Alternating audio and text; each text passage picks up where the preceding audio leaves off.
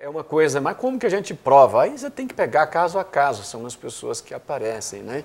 Então, vamos citar um caso concreto aqui da nossa experiência, né? Nós, na nossa equipe, a gente atende pessoas constantemente enganadas, né? Então, eu recebi, eu mesmo, dentro da equipe, recebi uma senhora, né? Uma senhora da igreja, né? Jovem, né? E ela não tinha marido, ela havia separado de seu marido, mas aí, né, alguém disse para ela, olha, você vai ter um filho.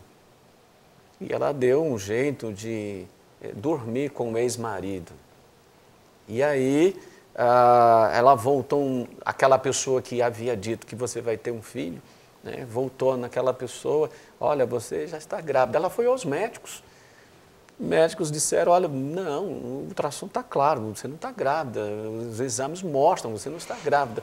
Mas ela, quando veio falar comigo, esse que é o ponto, ela tinha uma barriga de uma grávida de 8 meses. Mas ela não estava grávida? Ela não estava grávida. Mas ela tinha barriga? Ela tinha uma barriga de 8 meses, até o que se diz, o que se explica um pouco a psicologia, que é uma gravidez psicológica e tal, né?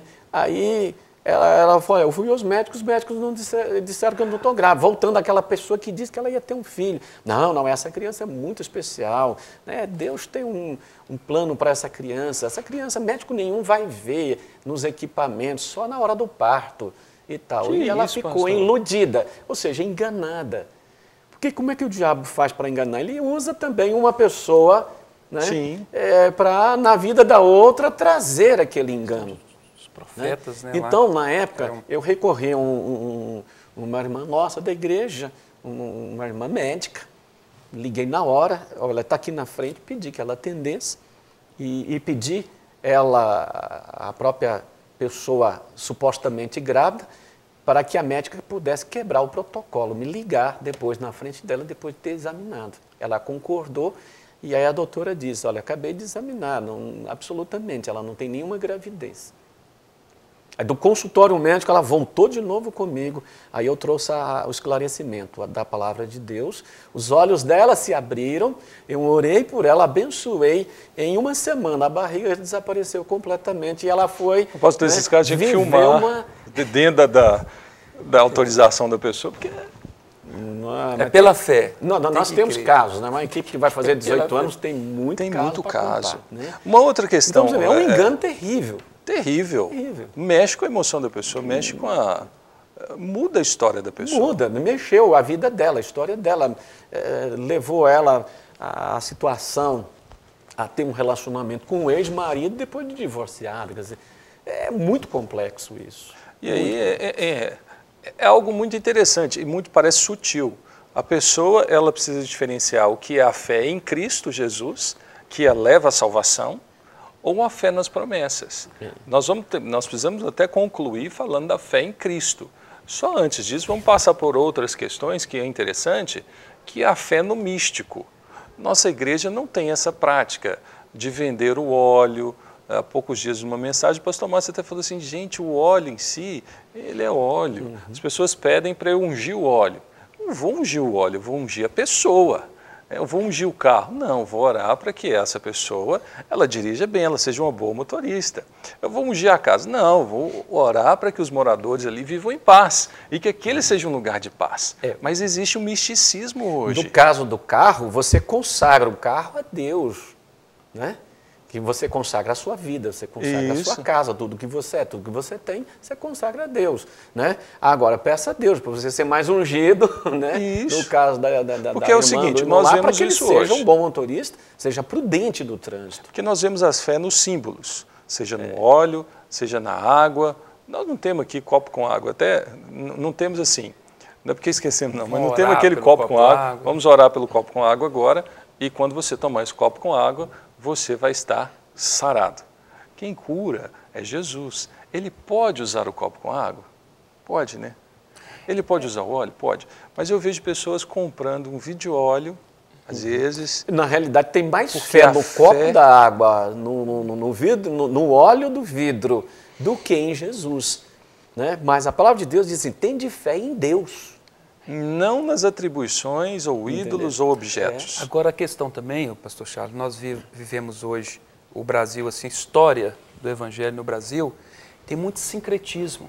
Esse sincretismo religioso, a pessoa ela envolve o misticismo, e nós hoje, como, poderia dizer, como cristãos protestantes, dentro do nosso próprio cristão protestante, está tendendo esse sincretismo, entendeu? É que você dá um sentido espiritual a uma coisa natural, fazer Agora, eu lembrei aqui, quando o pastor estava falando também, sobre uma fala de Jesus, quando ele disse para, não sei se foi Jairo, que ele disse, não, Senhor, o senhor não precisa ir não, uma palavra só do Senhor e meu filho, meu servo será curado.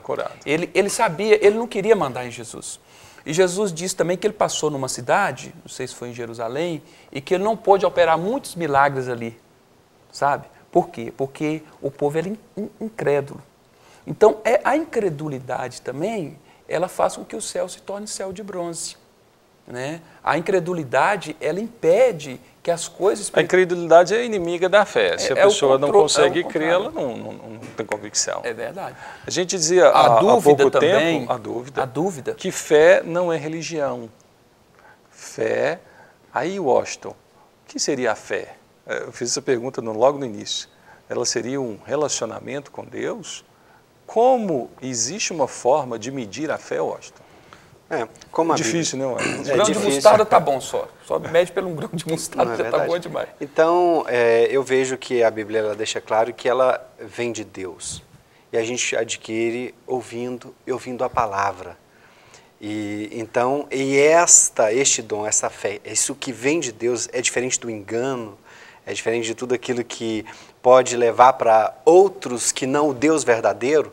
Ela vem quando eu ouço a Bíblia. Então, tudo que está na palavra, orientado pela palavra, entra dentro de mim e se torna vida, como foi com Lázaro. Estava morto há 4 dias, não ouvia, um ouvido já dissolvido, por tanto tempo ali sepultado, e Jesus lançou essa palavra, Lázaro, vem para fora. E a palavra se tornou em vida na vida de Lázaro. Então, conosco é assim também, quando eu me alimento da palavra, a fé vem pelo ouvir a palavra, ela se torna vida dentro de mim. E eu tenho então certeza do que eu espero, eu tenho convicção do que eu não vejo. A gente pode ver que então, entendendo o que você falou, como a justificação, eu era injusto e merecedor da graça, da vida eterna, de ser religado a Deus. E Romanos 5, versículos 1 e 2 nos diz, justificados, pois, mediante a fé, temos paz agora com Deus, por meio de nosso Senhor Jesus Cristo, por intermédio de quem obtivemos igualmente acesso pela fé a esta graça, que somos salvos pela graça, na qual estamos agora firmes e gloriamo-nos na esperança da glória dele. Esperamos, cremos, vivemos por isto, esta esperança, esperar.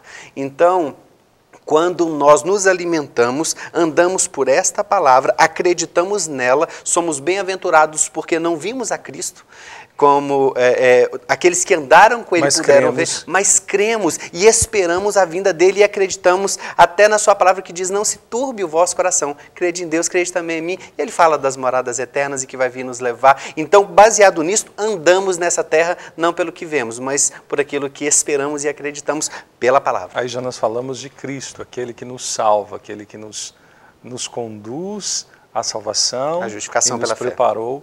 É um lugar maravilhoso. A motivação da reforma protestante.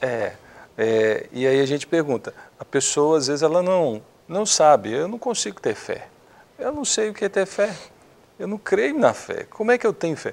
Como eu posso ter fé, pastor? Se expondo à palavra de Deus, ao estudo da palavra de Deus, da Bíblia. Você vê que tudo que nós podemos falar de fé vai nos remeter à Bíblia. E ouvir a palavra de Deus. Né? Então, Deus é o autor da fé. A origem da fé, ela está em Deus. A fonte da fé está em Deus. Então, mas eu não creio em Deus, eu não creio que Deus existe. No caso até mesmo do que nós conhecemos, o ateu, eu diria que é preciso ter muito mais fé para acreditar que Deus não existe do que para acreditar que Deus existe. Então, o ateu, ele tem uma fé tremenda. Né? Então, tantos que nós conhecemos que já foram e se diziam ateus, ao se converterem ao Evangelho de Jesus, essas pessoas diziam, olha, era muito forte quando eu acreditava que Deus não existia. Então pega toda essa força agora e inverte aí. Agora você vai colocar toda essa força, essa energia de acreditar que Deus não existe, porque agora você acredita que Deus existe. Então a sua vida vai ser tremenda, vai ser poderosa, né? Com Deus, porque você hoje tem uma fé muito forte, extraordinária. E isso sustenta a crença ou nos leva a aproximar de Deus. Paulo diz que a fé vem pelo ouvir e ouvir a palavra de Deus. Então, basicamente, é isso. Como é que a gente consegue ter fé? De onde vem essa fé? A fé vem de Deus. Então, a gente, já caminhando, esse programa é muito rápido, né? Tem que falar de Abraão. Abraão, pai da fé aqui. É muito rápido esse programa. O nome dele, ele é menor um pouco. Então, a gente já precisa caminhar para concluir. E você que nos acompanha, a fé é muito simples, não é algo assim tão difícil, complexo. Como é que eu vou fazer? Eu tenho que fazer força, eu tenho que deixar de comer, eu tenho que deixar de tudo, vender tudo. Não, a fé é dada por Deus. E o que é dado por Deus sempre vem pela sua graça. Nós não conseguimos pagar nada que venha de Deus. Então a graça de Deus se manifesta em nossa história e abre os nossos olhos para que ao ler um texto bíblico, isso encha o nosso coração e a fé comece a brotar, a nascer em nossa história. E aí acreditando que esse texto que está aqui em um livro escrito se torne vida na minha vida, na sua vida, a nossa história, isso nos aproxima de Deus. E quando isso nos aproxima de Deus, a fé tem o poder de nos levar a confessar que Jesus Cristo é o Senhor, é o Filho de Deus, que morreu, ressuscitou e hoje vive, e aí sim nós passamos a ter vida com Ele. E a cada dia, então, a nossa fé aumenta, ela vai se acrescentando, ela vai aumentando, pelo relacionamento que nós vamos desenvolvendo com Deus. Então, porventura, alguém que não pode dizer assim, não, mas eu não tenho fé, eu não consigo ter fé para crer. Realmente a gente não consegue, porque isso não vem de nós. A Bíblia diz que isso é dom gratuito de Deus e não é de obras. E a Bíblia diz, não adianta ser bonzinho, não adianta fazer coisas boas, porque isso não vai trazer fé. O que você tem que fazer é só crer. Ler a Bíblia. Então, um conselho prático para você, para nós, ler a palavra de Deus, se alimentar da Bíblia, que nos sustenta, que nos orienta, que nos direciona, que é verdade e que nos leva a crer que algo de Deus pode mudar a nossa história. Então, quando se faz isso, a fé vai nascer no seu coração. Às vezes a fé queima, às vezes a fé traz calafrio, às vezes essa experiência de fé nos leva, assim, a experiências sobrenaturais, mas às vezes também não acontece nada, continua tudo normal, mas estamos agindo em fé. Então, para terminar, né, e concluir, fé não é sentimento. Independente da emoção, do momento bom ou da ausência de qualquer arrepio, agir em fé é simplesmente se relacionar com Deus. Crer que Ele está movendo a sua história, a minha história. Então, que você tenha fé em Deus. Não tenha fé em ídolos, não tenha fé na água, no óleo, no pano, na toalha, no homem, no pastor, no líder. Tenha fé em Deus. E aí Deus usa o que Ele quiser para te abençoar. Pode usar um óleo, pode usar água, pode usar o homem, pode usar o que for. Mas a fé, ela se for centrada em Deus, ela pode mudar a sua história.